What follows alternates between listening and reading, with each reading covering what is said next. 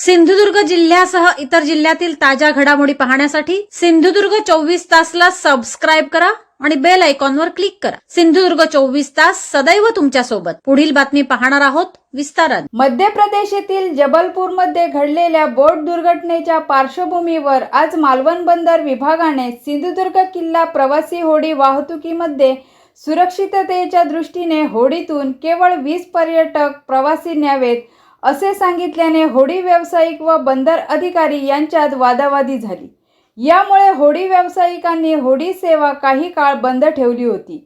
सध्या महत्त्वाचा पर्यटन हंगाम सुरू असून मोठ्या प्रमाणात पर्यटक आल्याने तसेच पेट्रोल मिळत नसल्याने एका होडीतून 20 पर्यटक नेणे परवडणारे नाही अशी व्यथा यावेळी होडी व्यावसायिकांनी मांडताना आम्ही पर्यटकांना लाईफ जॅकेट घालण्याच्या सक्तीबरोबरच शासनाच्या सर्व नियमांचे पालन करूनच होडी वाहतूक करत आहोत असेही स्पष्ट केले।